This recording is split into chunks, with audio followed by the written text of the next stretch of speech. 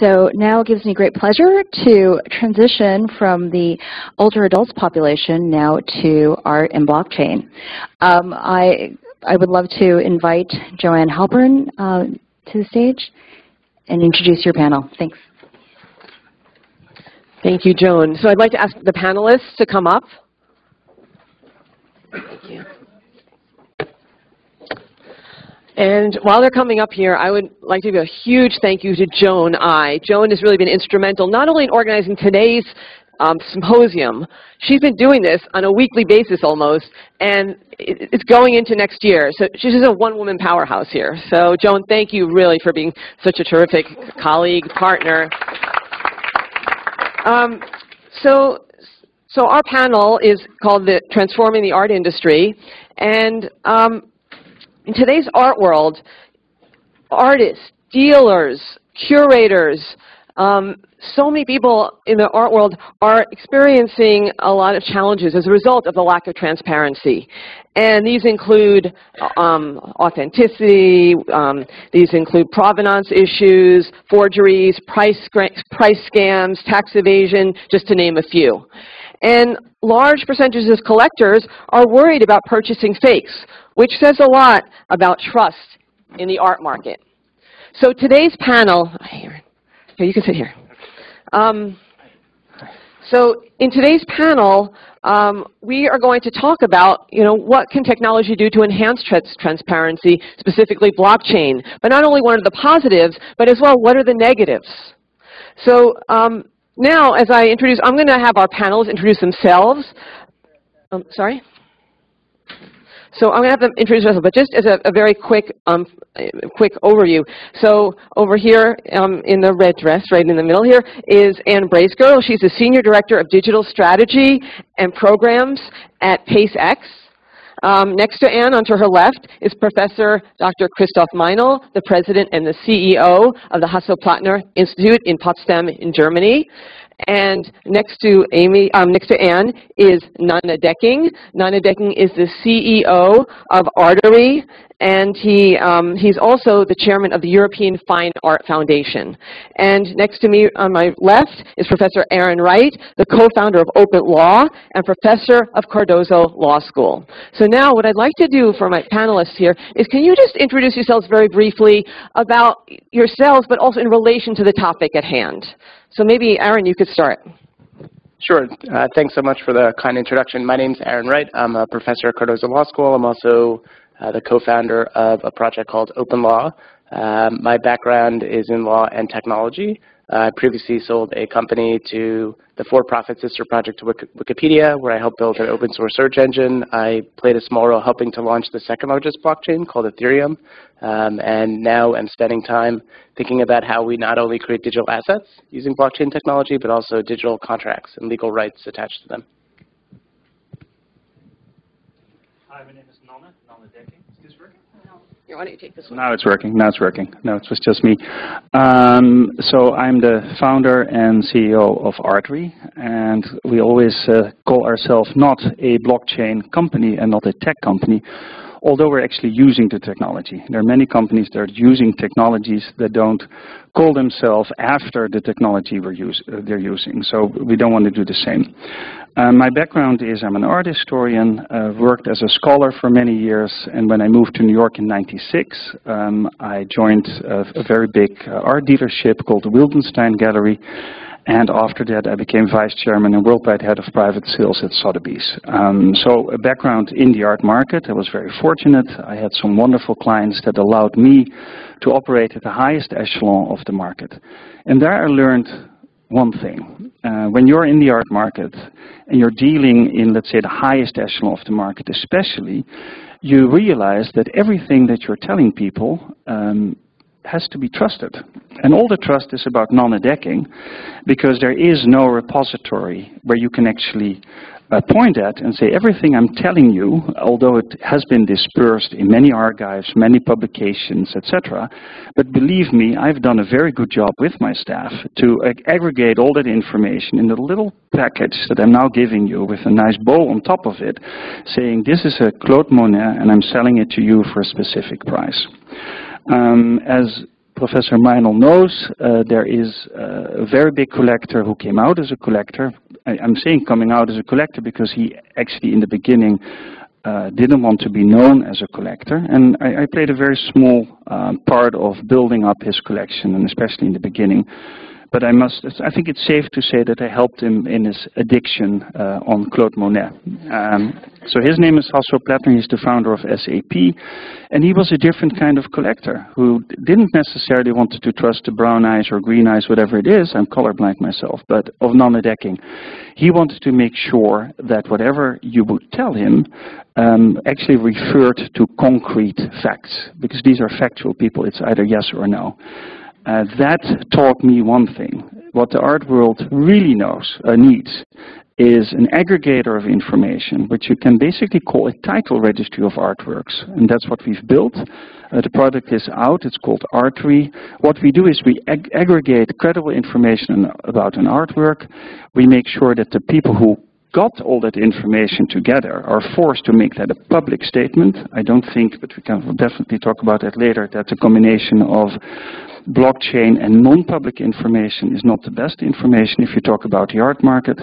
And the other thing what we do is we make sure that the owner of that artwork remains unknown to us, Artory, but actually gets from the person that published the information in our registry the tool or the key to associate him or herself with that artwork. So you're completely unknown to us, but the person who knows you is always known, and the information that that person gave to you as the owner of the artwork is now a public statement.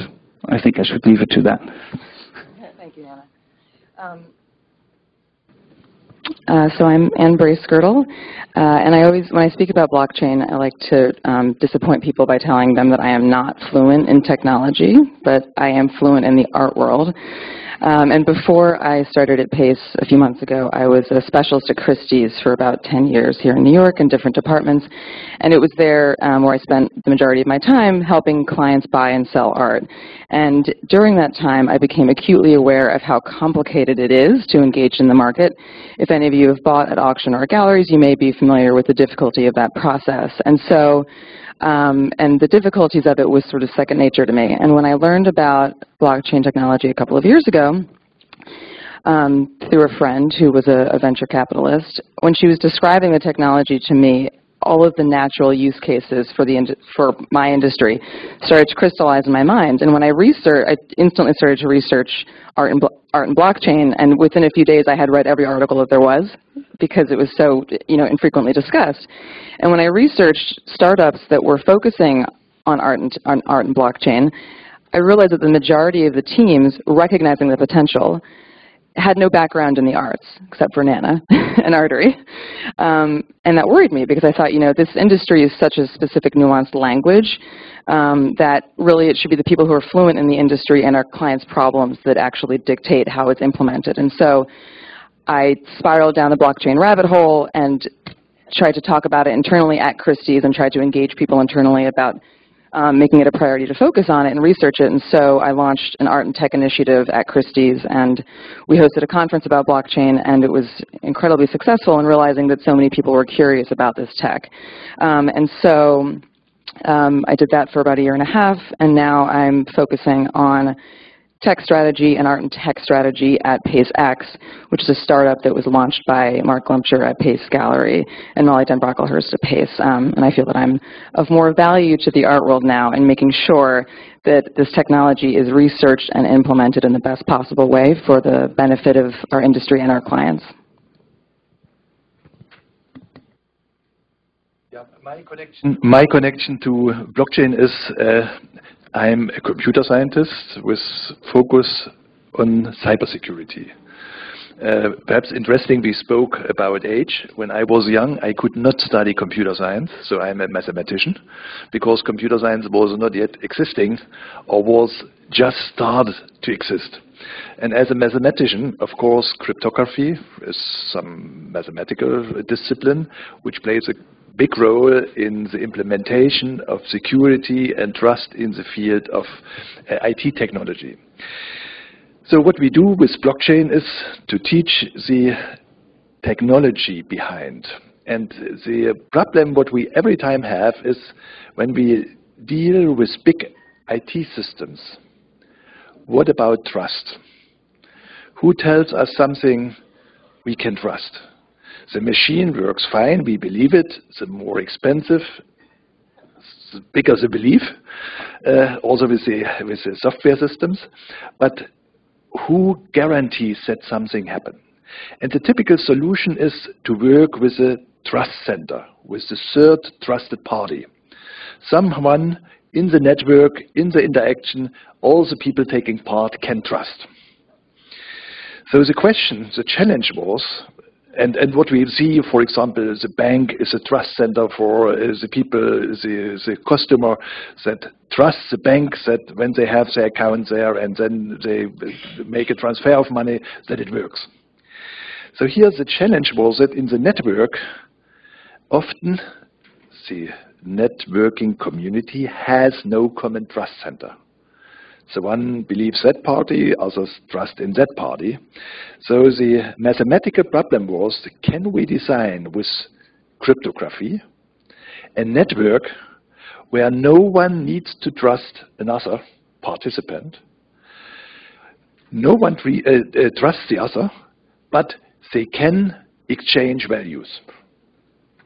So no one is able to cheat. And the outcome is it's a blockchain technology. It's quite complicated.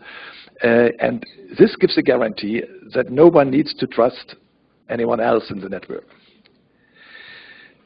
This was a kind of hype over the last years.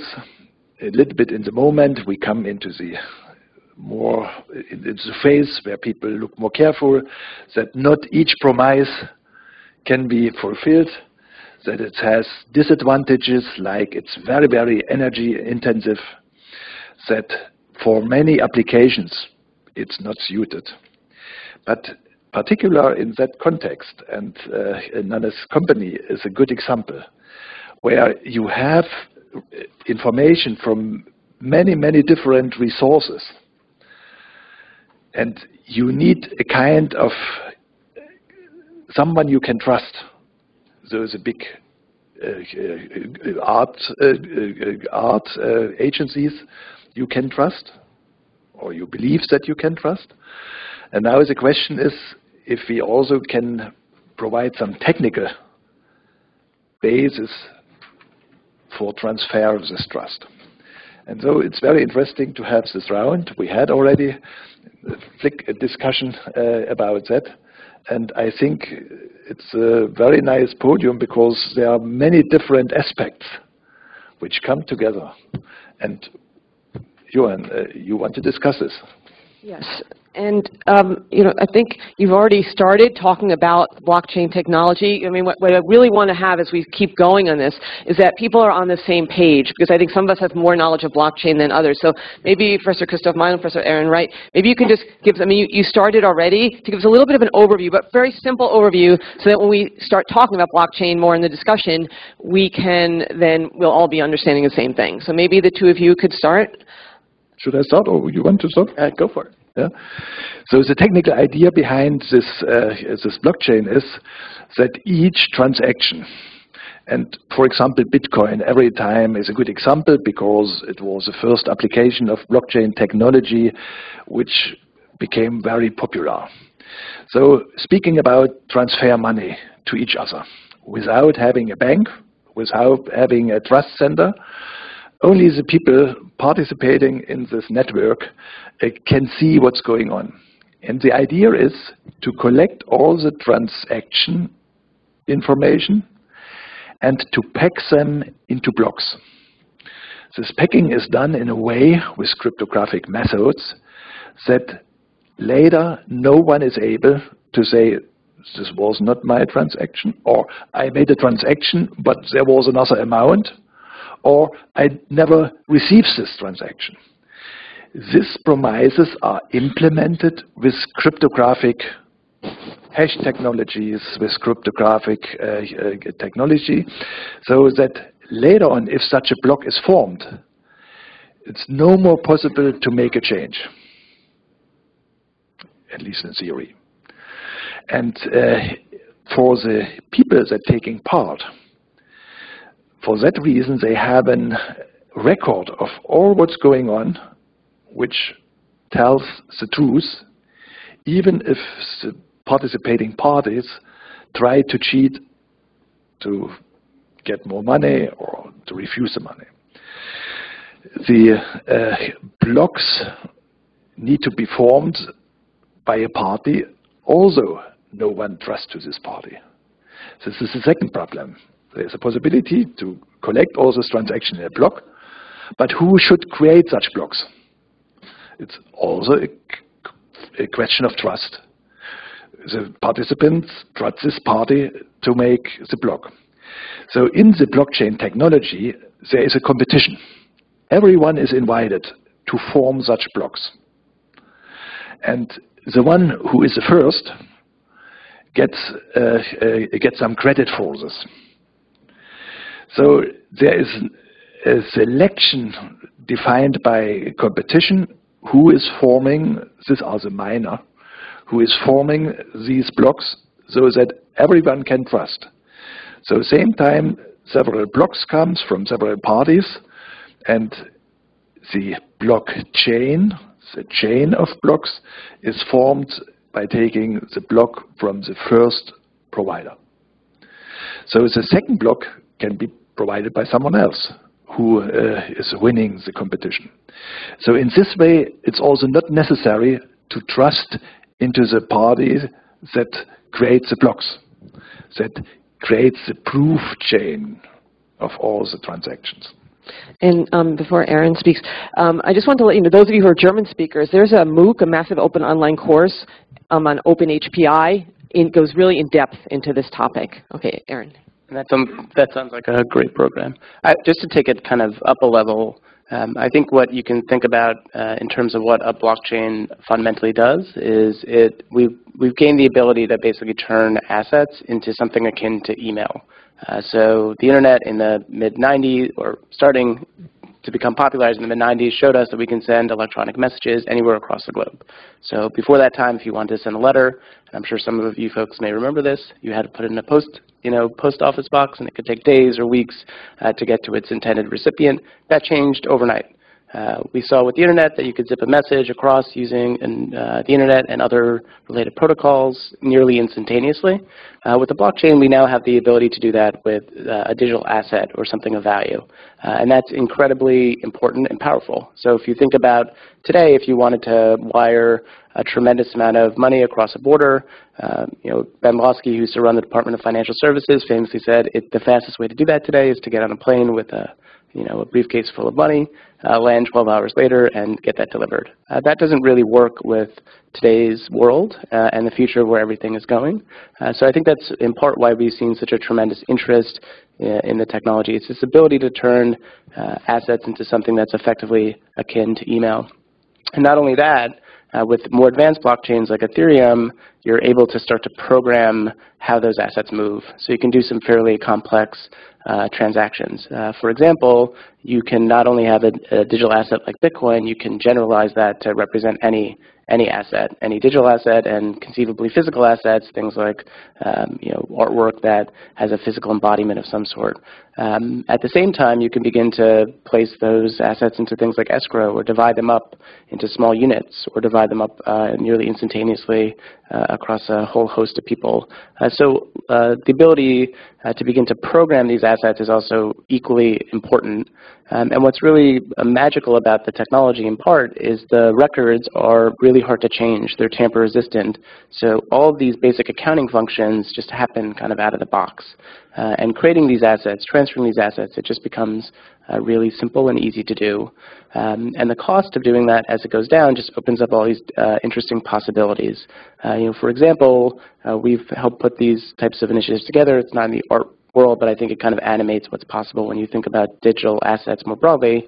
But we set up relationships where you'd have a binding agreement, let's say like an employment relationship, and the parties would get paid not every 2 weeks, but every 10 seconds. So people can get paid in real time. And you can program the flows of those assets, and we programmed how the government could effectively collect taxes in real time too.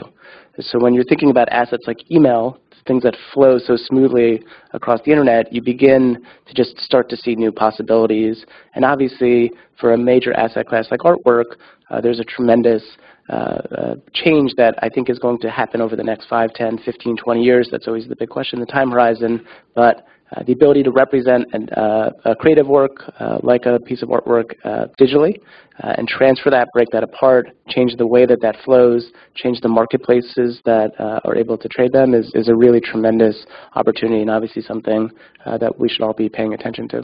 Can I add one quick thing? Just and to put that into sort of art world terminology for the purposes of this conversation, as Aaron said, one of the most exciting things is that you can transfer not only cryptocurrency, but of course any asset. So if you think about this Genesis block, this first block, as being, say, containing all of the information about one particular painting, each time that painting was, say, sold from a gallery to a collector, et cetera, another block would be added to equal that transaction, and so on and so on. And then each block of that movement would reference the original block. So the provenance from the beginning of when this was tracked would always be able to be referenced no matter where it transacted down the line. So I think that's, again, one of the most exciting things to consider. And that ties very much into the current use case. There's so much more we can do with the technology in the art market, or even for museums in a more scholarly environment. But it's a very traditional market. So don't talk to the current art market about tokenization. Basically, when we started 2.5 years ago, it was completely misunderstood what blockchain was doing. And there was this misconception that we were actually after ownership, finding out who owns these paintings and sort of a secret market, creating a secret marketplace. It's a very basic use case. All we do is when anyone has a statement that's credible or credible enough, make sure that they make it public. And then you timestamp it. So to Professor Meinel's example, these blocks are unalterable. The information in that block is unalterable. But it doesn't mean that you can't change it. You can change it by adding a block. What Anne just said, you can add a block to that set of information. It would be very interesting for the Salvator Mundi that was sold at Christie's. Specialists in the field knew there were different opinions about the attribution of the work. Well, I don't want to go into that in detail, but people are always using it in these kind of environments like, okay, you see, Nanne, what you're doing with Artory is bogus because you would have put a record of the Salvator Mundi in your registry. Yes. And we would have asked Christie's, and we're actually collaborating with Christie's, to sign off on that record. But if in a few years' time a new scholar stands up, and that scholar is actually already standing up while we speak, and comes with a different statement, you can create a new record. And from then on, you can actually see, so there was this statement made by Christie's at that and that day, and now there's a new statement. So I actually believe it's an incredibly helpful use case for the art market. And then the best use case is, of course, living artist. What an amazing thing that you now, as a living artist, are not dependent on catalog raisonné committees in 20, 30 years, who basically will make a statement anyway because of legal reasons. I mean, catalog raisonnés, as we all know, unfortunately, their hands are tied. They cannot make any statement because of legal reasons. Now when you're the creator of the artwork, you can actually make a statement yourself, and you cryptographically sign off on the artwork. I had some examples, but that's not really necessary. Wait, Nanne, can we just go back, because not everybody here is in the art field. Can you explain to them what a catalog raisonné is? Because I think some people might not be aware. So catalog raisonné is basically a group of intelligent people, scholars, who together decide what is the oeuvre of the artist. You have some wonderful catalog raisonnés by the Wildenstein Institute, which is currently the Wildenstein-Plattner Institute, where clever people decide together, so this is actually by Monet. Unfortunately, because of legal reasons, they're not allowed to say that anymore. So they have statements like, it's our intention to include this work in the upcoming catalog raisonné, which is the book where all these works are published in, of the artist. So That's of course a complicated situation, not because the intentions of these people are wrong, but now there is a technique that makes in the future these kind of committees superfluous. You don't need other people to decide whether the work was made by you. You can actually yourself as the artist create a statement. And I had some images, but that's fine. It's better not to have images. But in our database, you will actually see in the registry, you will actually see that artists already start to cryptographically sign off. I'm the creator of the artwork, but we also want the seller or someone else to make a statement as well. And that's the beauty of blockchain. You can have different people, different entities signing off on information. And the last point is that one of the beautiful aspects of blockchain is that this ledger is accessible to many different people at one time, and and everyone who accesses this particular blockchain has interoperable copies, so sort of like an Excel spreadsheet that everyone had access to at the same time. So it updates automatically for everyone in the network simultaneously. Just wanted to add that. Okay, so you've kind of touched on this already, but I'd like to go into detail. So really, we've started talking about how blockchain is really impacting the art market, and maybe talk a little bit about some of the stakeholders in more detail and how they're being affected and how they will be affected. Do you want to start? Shall I start? You start? Yeah. I think when I think about how this could initially be implemented, or the first sort of implementation of this, I think that it's a natural next step for contemporary artists to think about prioritizing it because, as Aaron mentioned briefly, the technology provides the opportunity to create a fractionalization of payment, right? And that happens automatically. So right now, and you think of artist resale, right, or royalties, the technology could make it so that every time a painting, for instance, is traded in the primary market, so from a gallery directly to a buyer, but also then if it gets sold at auction, et cetera, you could write into the technology of those trades that X% of the proceeds always went back to the artist every single time it was sold. So right now, as you may or may not know, but when a piece is sold in the secondary market, so at auction, artists don't receive a portion of those proceeds. So that is, immediately you can see the benefit of that. And at the same time, many contemporary artists have to create editions of their work, so to create scarcity and value. So a photographer, for instance, will create 5 prints in this size, 10 prints in this size, but there's no real way to prove that other than trusting the photographer or trusting the dealer. And when I was a specialist at Christie's, many buyers would say to me, well, how do I know the artist just won't make another copy? And you basically just have to say, you just have to trust the dealer that's representing them. And the technology also can provide a digital identity for these physical pieces. So you'd have proof of how many editions there were, how many were sold, et cetera. And there couldn't be additional ones added without everyone in the network knowing that. So I think artists being educated about this technology is probably a great next step. Okay, so statements of living people is, of course, always the best statement you can get. So we completely are with you, and that's why we're collaborating with a lot of estates and artists. By the way, digital art is another segment of the market that's incredibly, blockchain technology is actually incredibly useful for exactly what Anne says, scarcity. You can create scarcity. So you are the creator of an artwork that can actually be seen by millions of people, but now you can, through specific code that we can hash in the blockchain, you can actually prove as the owner, I am the owner of one of the 10 original artworks created by this digital artist. But unfortunately, many artists die, and there's a lot of scholarship about dead artists. And that's another thing that people say, but you can't use blockchain for that. We believe you can. We actually collaborate with the auction houses. When somebody buys something at auction, at the bigger auction houses, the auction houses are now committed to create a statement with us on the Artory registry on behalf of their client. It's not yet a voluntary thing. They're not completely endorsing it. From now on, everything will be recorded on blockchain. But it's a very important first step. The other thing is, Look at appraiser societies. A certified appraiser is actually working for the owner of the artwork, not so much for the trade usually. So we have a collaboration with Winston Art Group, and they're the largest appraisal firm in the world. And what we do, we allow them to create statements on behalf of their clients, on behalf of the people they work for. So they have studied the artwork, they know who owns it, and that's exactly what they state in the blockchain, in our registry. So Artory never creates anything. We only work with third parties, and they have to come out, as I just said, as the creator of that information. And will it always be correct? No. Somebody told me Artory will be out of business the moment a forgery appears on Artory, where Lindsay, my colleague who sits over there, she and I will actually pop up a bottle of champagne, because it means that it works. If you are the owner of an artwork that's actually a forgery and you hang it in your bedroom, and let's say it's by Frans Hals, the chance that the Catalog Raisonné committee of Frans Hals will be in your bedroom is very slim.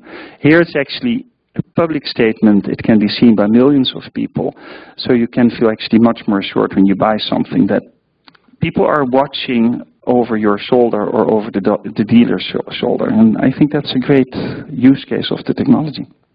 Okay, you mentioned the fractionalization of art, and Aaron, I think you've been doing some work in that, so maybe you could just talk, first of all, maybe explain it in a little bit so everybody understands what that is, and then talk about what you've been doing. Sure.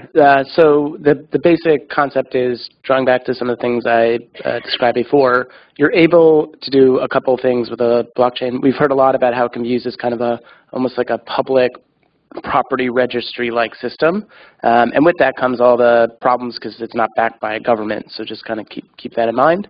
But you can use it to kind of say, hey, I'm the creator of this work. You can represent that, and generally either as an identifier, like was mentioned before, as a token. So you can prove that this token is tied to these records, and these records are tied to this piece of digital art, or maybe a piece of physical art with associated metadata, and that proves that this is the ownership of that. Related to that, you can use additional technology that's being developed, including technology that we've developed, where you can spin up an actual legal entity that is the record holder of that asset. And then you can, just like you do with other entities, sell interests in that entity and divide up and create governance rules related to the ownership of that asset. And folks are curious about this because it seems possible not just in the art market, but also for real estate and other assets, that you can begin to seamlessly divide up ownership of assets that, particularly assets that have a tremendous amount of value, and create secondary marketplaces for that, so that maybe you can increase liquidity related to this, or potentially provide different opportunities or different ways to kind of structure the way that these assets are created. So created and maintained and managed and sold. I think in particular for the art world, this is an interesting concept, in part because a lot of artwork is stored, right? It's not actually displayed. It's owned by one party. They're not able to, in all instances, to kind of use the value of that property in more efficient ways.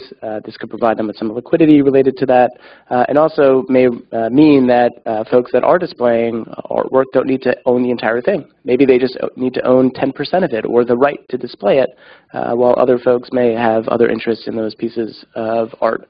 And I think that's an interesting concept, and the thing that is or the reason why we're beginning to think about this more is just because the cost of that entire process, the cost of proving that you're the owner of a particular asset, the cost of spinning up the entity related to it, the cost of creating tokens that represent the interest in that entity, and the cost of trading those interests, they're just going down.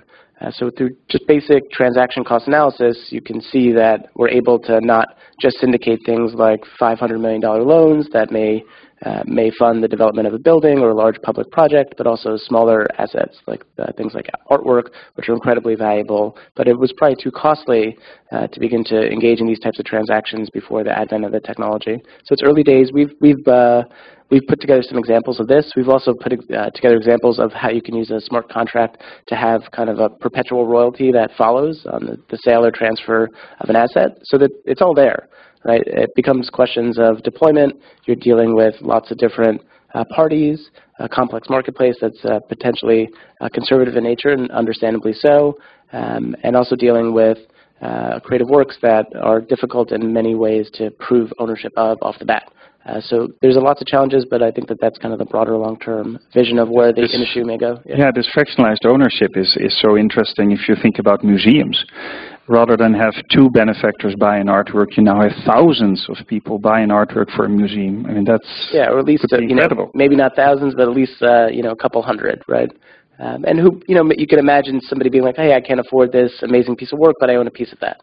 And that is a signal to them that they're sophisticated or maybe collecting not entire pieces, but just pieces of pieces. And I think Anne has something to say. Have the startups who are trying to create fractionalized pieces, for instance, aren't really able to take off because the SEC isn't recognizing fine art as securities. I just wanted to, what do you think is next for that? Yeah, so I don't think that the legal issues are the problem. An entity which can either have interests that are securities or not securities can own an asset. So the asset just needs to be transferred into a legal entity. And then the interest in the legal entity are what represents the fractional ownership, just like it would if you had a group of folks that bought a piece of real estate. It's not that dissimilar in terms of structures. Okay, I'd like to open... It's safe to say, sorry, just one thing. I think it's safe to say that the marketplace will not change overnight. What we have seen, I mean, we were together. She was, by the way, Anne was the first to organize a conference which really made everyone in the marketplace aware something is happening. I mean, we will not wake up tomorrow and all of a sudden blockchain technology is gone. And I can tell you many people in the marketplace were hoping for that moment because they saw it as a huge threat. But there is a threat. There are disruptors. There are very smart tech people who believe, let's start a blockchain-driven company and let's try to outsmart the marketplace by becoming a sales platform. I'm one of those in that field who don't believe in that at all. The marketplace is actually not only corrupt, 95% or 98% or maybe even 99% of what's happening there is based on due diligence. So let's work with that information and use that as a starting point. And don't try to disrupt them. Try to explain to them, and it's always almost condescending to use the word explain, but that's because I'm Dutch. Let's try to collaborate, and they start to see that. They start to understand there is actually a huge way to increase our market, to have people to become more confident in actually what we're saying. And dampened confidence, and that's definitely the case with the art market, is very bad. It's like buying a car, and then the next day you read in the newspaper that your airbag may explode. Then you're driving the whole day thinking about that airbag, and that's what's happening now with people buying art, and especially people not buying art. Why don't they buy art? I think that's a more important question than any other question. Okay, thank you, Nanne. Now, we have a lot of questions in the audience, so let's start here. Please state your name and your affiliation, please. I'm Linda Holliday. I'm Linda Holliday, CEO of Cydia. I went to art school, then I studied system sciences, and I've taught myself now to ask all the time, what are the unintended consequences or the second or third order consequences?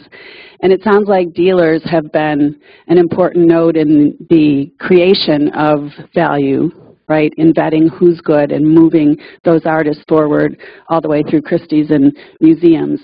And it sounds like this technology is going to minimize the value of dealers and perhaps Christie's as well, because I don't need that third-party validation if I have blockchain. I think it's the opposite. If you look at, I happen to be also the chairman of TEFAF, which is one of the most respected art fairs in the world. Why is it respected? Because of the expertise of these dealers, and more importantly, because it has the largest vetting committee in the world, which consists of independent scholars. So, do we have the independent vetting committee because it's the police? We don't trust these dealers? No, we have them to make the dealers more trusted. I think the great use case is when you are a specialist at Sotheby's or Christie's, the starting point of doing your research is different, because everything that has been done by other departments of different auction houses or different dealership has been done. But now you have the time to actually do more research or focus on a different part of the market where you never had the time to do the research. Expertise, whether it's AI, whether it's blockchain, to my opinion, expertise will always be needed, because you have to base the information on something, and whatever will be invented by clever tech people, it can never really replace knowledge. I mean, we have to feed the information into the machines. The role, sorry. The role of validating provenance is what's going away, and that's where a lot of the economic strength comes from. So technically, the validation happens to the technology, but blockchains don't solve what's known as kind of the garbage in, garbage out problem. So I think that it kind of supports the point that was just there. So if there's bad information recorded on a blockchain, there's no way for the technology to know one way or another. It's not sentient yet, right? Maybe at some point it will be. But that's kind of a hard stop when new artists are validating their own work. So this is one of the big challenges with just using a blockchain as a registry writ large.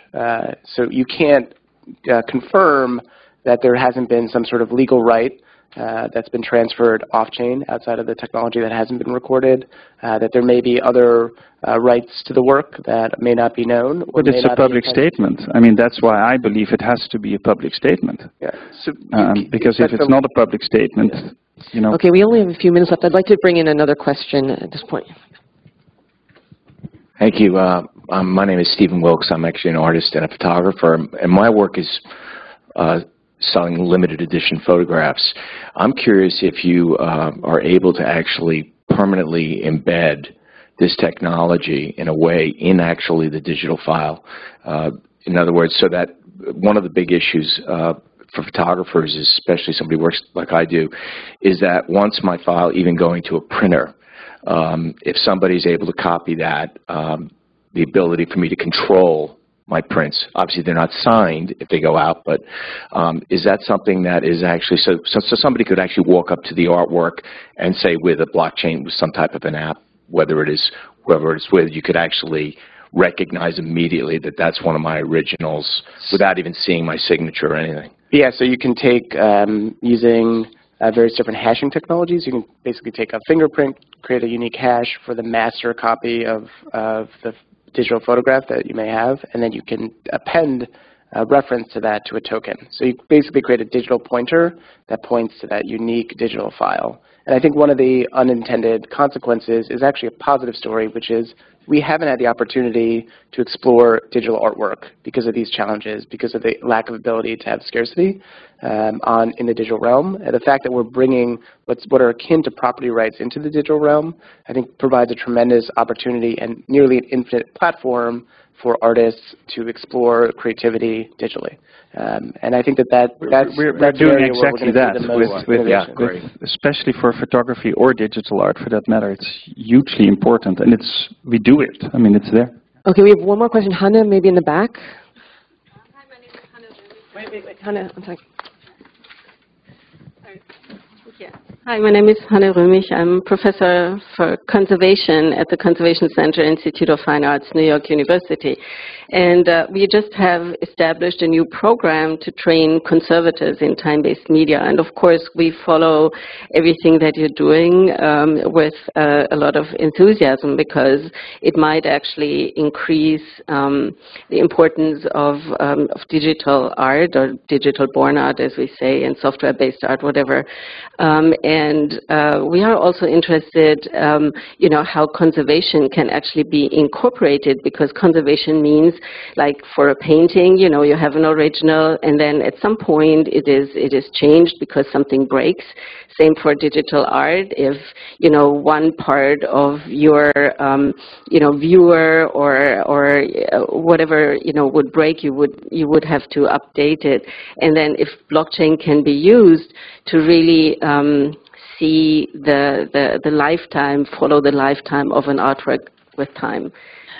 I would say that each time it was conserved would represent a new block in the digital life of that piece. And the beauty of that is that if you're a potential new buyer, you can look back, like, why did this change value from 5 years ago to this year? Oh, I can look back myself and understand that, oh, it was torn or it was broken, et cetera, back down the line. So now buyers can now be more empowered to understand themselves why something may have sold for $20,000 and it was a work on paper, miscatalogued, and it should have been cataloged as an oil on canvas. So that would be just documented. And if you talk about more traditional art, for example, Arias Technology, they work with many museums and they make extremely high resolution images of artworks. So we collaborate with them as well. And artworks from the Tate, for example, they are now photographed with this very high resolution technology, and that information can also be stored in blockchain by hashing it. And that can become an immutable part of that record, meaning that in the future it's very important to understand, because of discoloration, if you look at Van Gogh, for example, we now have these programs that you can actually reverse the discoloration and can look at the Van Gogh, how it looked like when he painted it, or most likely has looked like. It's, to my opinion, it is extremely important to gather that information together with that record, that you have records for the future. But we're dealing with a marketplace that doesn't have a standardized condition report. So it's interesting. But the bigger market players start to realize if you want to expand your business, you have to be credible, because that's what people want these days. So you do not leave the room when you don't. You have to talk. So before you go, you really have to talk. So I'd like to thank our panelists. Please give them a hand. And Joan, we will bring you up to introduce the next panel. Thank you very much.